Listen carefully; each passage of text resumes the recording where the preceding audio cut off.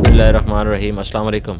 आज की इस वीडियो में हम हार्ट अटैक होने से पहले की कुछ बड़ी अलामात के बारे में बात करेंगे। लेटेस्ट रिपोर्ट के मुताबिक दुनिया भर में ज़्यादातर अमवात हार्ट अटैक की वजह से होती हैं, इसलिए आपका इस बारे में जानना बहुत ज़्यादा ज़रूरी है। ख़ास तौर पर उन अलामात के बारे में जो अचानक हार्ट अटैक की वजह बन सकती हैं। हार्ट अटैक की दो सूरतें देखने में आई हैं। एक सूरत में आपकी बॉडी आपका साथ देती है, ये हार्ट अटैक खामोशी से होता है, इसमें कोई अलामत नज़र नहीं आती। मेडिकल टर्मिनोलॉजी में इसे कंपनसेटेड हार्ट फेलियर कहते हैं।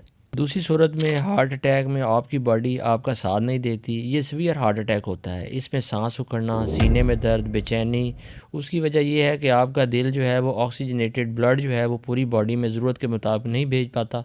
ऐसे हार्ट अटैक में फौरी मेडिकल तवज्जो की ज़रूरत होती है। इसे डीकम्पेंसेटेड हार्ट फेलियर कहते हैं। पहली सूरत कंपनसेटेड हार्ट फेलियर दिल की कमज़ोरी की वजह से होता है, यानी दिल खून को पूरे जिस्म में सप्लाई नहीं कर पाता, जिसकी वजह से बॉडी में ऑक्सीजन की कमी हो जाती है, जिसे पूरा करने के लिए बॉडी खून का बढ़ाव यानी ब्लड प्रेशर बढ़ा देती है। ऐसी सूरत में बॉडी ज़्यादा मकदार में जिस्म में सोडियम और पानी इकट्ठा कर लेती है और उसे जिस्म से बाहर नहीं निकलने देती, ताकि ब्लड प्रेशर बढ़ा रहे और खून पूरे जिस्म में पहुंच जाए। असल में बॉडी कमज़ोर दिल की मदद कर रही होती है, ताकि दिल अपना ठीक तरीके से काम करता रहे, और ये उस वक्त तक करती रहती है जब तक दिल मुकम्मल तौर पर बंद ना हो जाए। ऐसे हार्ट अटैक में सिर्फ ब्लड प्रेशर और पल्स रेट बढ़ा हुआ मिलता है। अगर मेडिकेशन की बात की जाए तो लोग इसके इलाज के लिए ब्लड प्रेशर को कम करने वाली अद्वियात इस्तेमाल करते हैं, असल वजह की तरफ तवज्जो नहीं करते। हकीकत में ब्लड प्रेशर वाली दवाइयाँ आपके हार्ट मसल्स को वक्ती रिलीफ तो दे देती हैं, यानी दिल की रफ्तार और पल्स रेट को कम कर देती हैं, लेकिन मर्ज़ अभी भी मौजूद होता है, इसलिए बार बार दवाई खानी पड़ती है। ऐसे मरीज़ों में कुछ अर्सा गुजरने के बाद मज़ीद हार्ट अटैक की अलामात ज़ाहिर होना शुरू हो जाती हैं। इन अलामात में हाई ब्लड प्रेशर के साथ साथ पाँव और टांगें सूज जाती हैं, सर भारी होना शुरू हो जाता है, सांस लेने में दुश्वारी होती है, हर वक्त थकावट रहती है, सीने में अक्सर दर्द रहती है, एडिमा यानी पाँव वगैरह में ऐसी स्वेलिंग होती है जिसको उंगली से दबाने से गड़ा पड़ जाए। इस स्वेलिंग की वजह गुर्दों का ठीक तरीके से काम ना करना है। ऐसे मरीज़ों का पेशाब कम मिकदार में आता है, उसकी वजह बॉडी दिल को अच्छे तरीके से फंक्शन करने के लिए पानी और सोडियम को रोके रखती है, उसे जिस्म से बाहर नहीं निकलने देती। हार्ट अटैक की अगली वजह डायमेंशिया यानी याददाश्त की कमी है, जिसमें आप चीज़ों को भूलने लगते हैं, यानी याददाश्त इतनी अच्छी नहीं रहती जैसे कि पहले थी। उसकी वजह दिमाग में ऑक्सीजन की कमी हो रही है, क्योंकि दिमाग की तरफ खून का बहाव अच्छा नहीं है। इसकी वजह दिल की कमज़ोरी है। डायमेंशिया भी हार्ट अटैक की वजह हो सकता है। अगली वजह है लेटे हुए सांस में दुश्वारी होना, लेकिन जैसे ही आप उठ के बैठ जाएं तो ये ठीक हो जाए। ये हार्ट अटैक होने की एक निशानी हो सकती है। अब इसका हल की तरफ आते हैं कि आप रात को क्वालिटी ऑफ स्लीप नहीं ले रहे, तो दिन को दोपहर के वक्त थोड़ा आराम कर लें, क्योंकि क्वालिटी ऑफ स्लीप का ना लेना हार्ट फेलियर की वजह हो सकता है।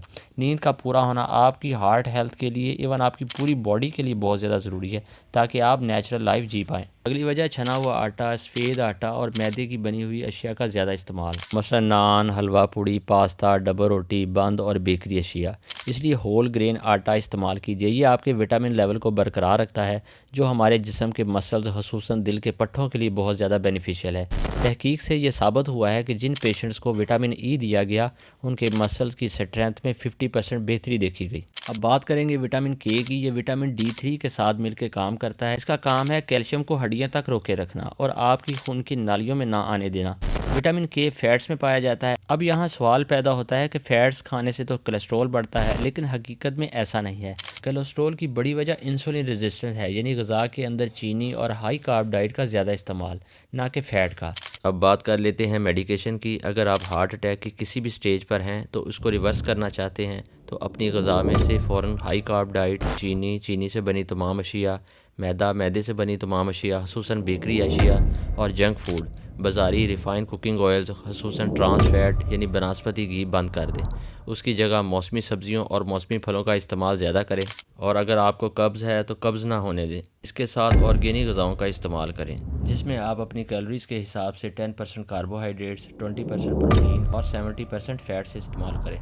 इंशाअल्लाह दिनों में आप अपने अंदर फ़र्क महसूस करेंगे, और अगर अल्लाह फ़ायदा दे दे तो मुझे दुआओं में ज़रूर याद रखिए। चैनल पर आने का शुक्रिया। मिलते हैं एक नई मालूमाती वीडियो के साथ। उस वक्त तक के लिए अल्लाह हाफ़िज़।